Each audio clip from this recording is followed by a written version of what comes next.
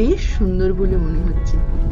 যদিও পাহাড়ের ওয়েদার তো আনপ্রেডিক্টেবল, কখন যে কি হয় বলাই যায় না।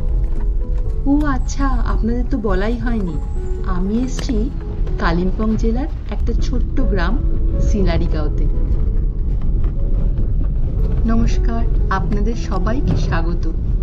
চলুন এই পাহাড়ি গ্রামে অন্তত একটা বেলা একটু ঘুরে দেখে নিই আর জেনে নিই এদের জীবনযাত্রাটা কেমন। ঠিক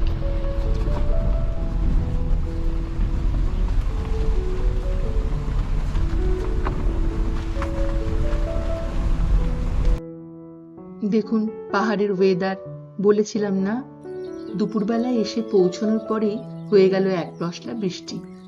বৃষ্টি থামার পরে ঘরে কি আর মন টেকে, বেরিয়ে পড়লাম আশপাশটা একটু ঘুরে দেখার জন্য। যেটা দেখাচ্ছি সেটাই আমাদের পাহাড়ের অন্তত আজকের দিনের জন্য নিশ্চিন্ত ঠিকানা।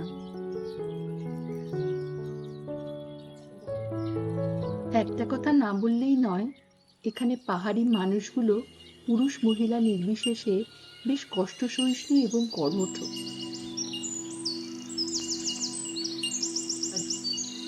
এই ছোট্ট গ্রামের একদিকে আছে পাইনের ঘন বন আর ঠিক উল্টো দিকেই আছে কাঞ্চনজঙ্ঘা।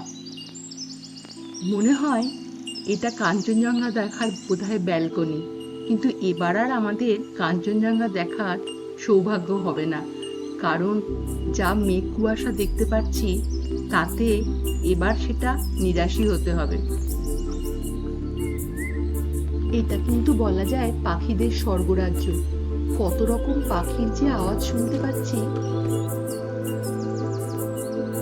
এবড়ো খেবড়ো রাস্তার উপর দিয়ে এগিয়ে চললাম র্যামিটি ভিউ পয়েন্টের দিকে। জঙ্গলের পথটা বেশ নির্জন, পড়ন্ত বিকেলে আমরা হেঁটে চলেছি, লোকজন প্রায় নেই বললেই চলে। বেশ গা ছমছম পরিস্থিতি। দেখুন আশেপাশের কত রকমের পাতা, পাতাগুলোর তো নামই জানি না, গাছের নাম তো জানিই না। কত রকমের গাছ, যত দেখছি না ততই অবাক হয়ে যাচ্ছি।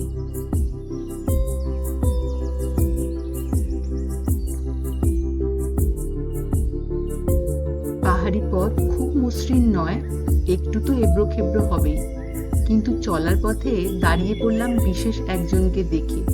এই মহাশয়ের দেখা পাবো যদিও ভাবতে পারিনি, দেখে কিন্তু বেশ ভালোই লাগলো। অবশেষে এসে পৌঁছলাম সিলারিগাঁওয়ের একটা ভিউ পয়েন্ট, যার নাম র্যামিটি ভিউ পয়েন্ট। সেখান থেকে সূর্যাস্ত দেখা এক কথায় কিন্তু অনবদ্য লাগছিল। দূর থেকে দেখা যাচ্ছিল তিস্তার কয়েকটা বাঁক, যদিও খুব স্পষ্ট নয়, কিন্তু বাঁক যে আছে সেটা বেশ ভালোই বোঝা যাচ্ছিল।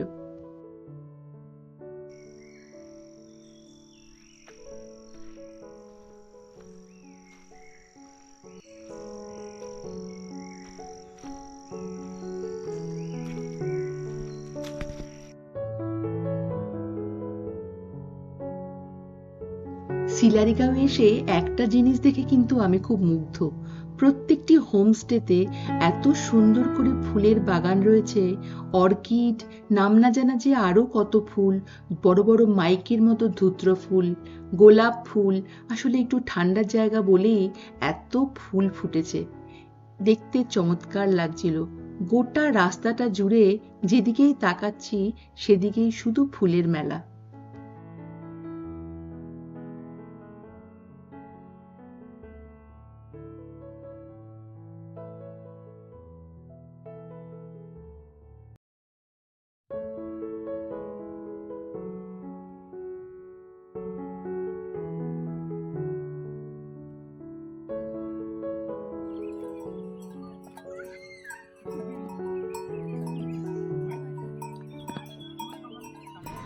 এখন উপর থেকে চলে এসেছি একদম নিচের দিকে গ্রামের মধ্যে।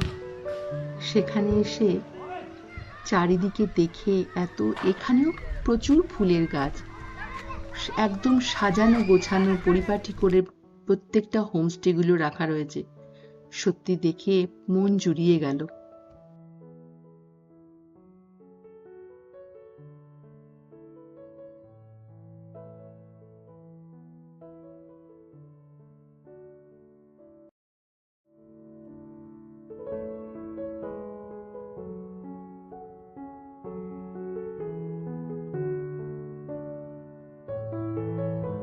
হঠাৎই কানে এলো বাচ্চাদের খেলার আওয়াজ।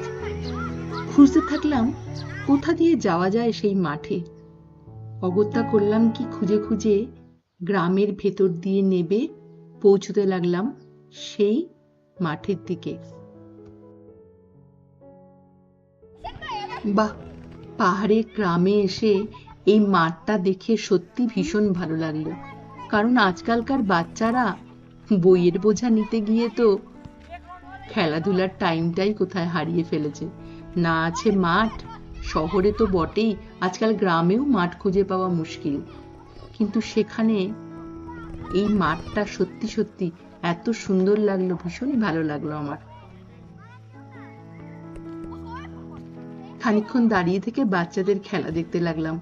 কোন ছোটবেলায় পৌঁছে গিয়েছিলাম খানিকক্ষণ সময়ের জন্য। কি চেনা যাচ্ছে? এই মাঠের পাশে একদিকে দেখলাম একটা ছোট্ট ভুট্টার বাগান রয়েছে। মনে হলো এটা কোনো হোমস্টের নিজস্ব বাগানই হবে। যদিও এখনো ফল ধরেনি, ভুট্টা এখনো তৈরি হয়নি। দেখুন, ছোট্ট এই গ্রামটা ঘুরতে ঘুরতে কখন যে বিকেল গড়িয়ে সন্ধে নেমে গেল টেরই পেলাম না। চলে এলাম পাহাড়ে আমাদের নিশ্চিন্ত আশ্রয়ে। আজ তবে সিলারিগাঁও ভ্রমণ এখানেই শেষ করি। যদি ভালো লাগে তাহলে মতামত লিখে জানাবেন, আর আমার এই চ্যানেলটাকে সাবস্ক্রাইব করতে ভুলবেন না। আজ তবে এটুকুই থাক, আবার আসবো অন্য কোনো ভ্রমণ কাহিনী নিয়ে। ভালো থাকবেন, নমস্কার।